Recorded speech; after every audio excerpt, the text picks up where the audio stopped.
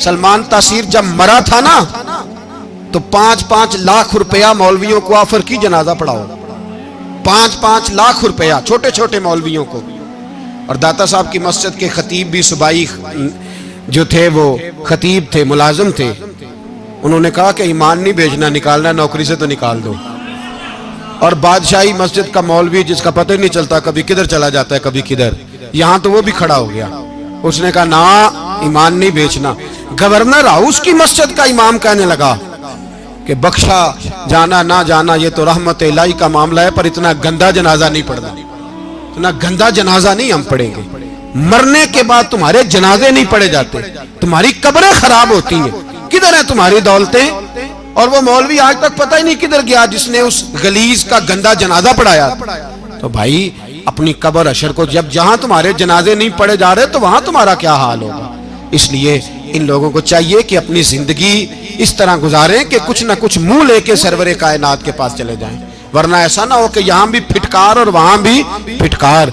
इसलिए हमारा मुतालबा है हुकूमत से कि शर्म करो और ऐसे बेईमानों को, काले नाग जो तुमने भर्ती किए हुए, इनको निकालो। और अगर तारीफें करवानी हो, तलवे चटवाने हो तो अंदर कमरों में इनसे चटवा लिया करो। इनसे कहो कि यहाँ हमारी नौकरी करो, बाहर निकल के रसूलुल्लाह सल्लल्लाहु अलैहि वसल्लम के दीन के बारे में गुफ्तगू ना करो।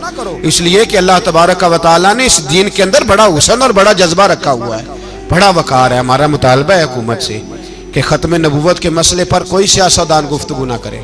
आप तायीद करते हैं इस बात की? इस पर कोई सियासतदान कोई गुफ्तगू?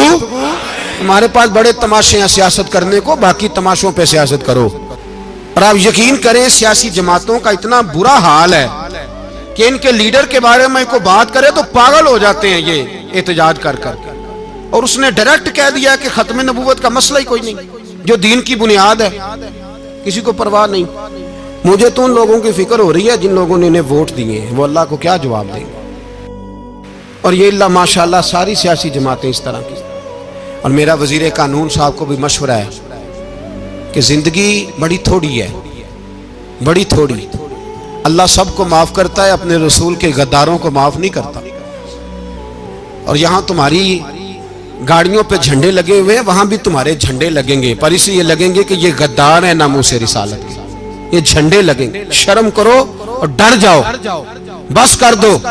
तुम्हारे मुंह में अब दांत पूरे नहीं रहे।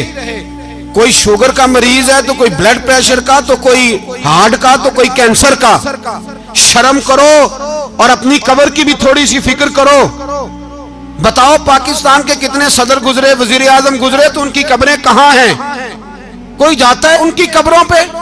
किसी को खबर है? क्यों अपने लिए जहन्नम इकट्ठी करते? सारा कुछ दुनियादारी रह गई है, सारा कुछ सिर्फ यही रह गया। हजरत अबू बकर सरदार थे, हजरत उमर सरदार थे कबीले, हजरत उस्मान सरदार थे। उन्होंने सरदारियों को ठोकर मार के रसूलुल्लाह के कदमों में बैठना पसंद किया, सरदारियां छोड़ के गुलाम बन गए। तुम सरदारियां बचाने के लिए रसूलुल्लाह की गद्दारी करते हो, शर्म नहीं आती? और कौम शिकवा है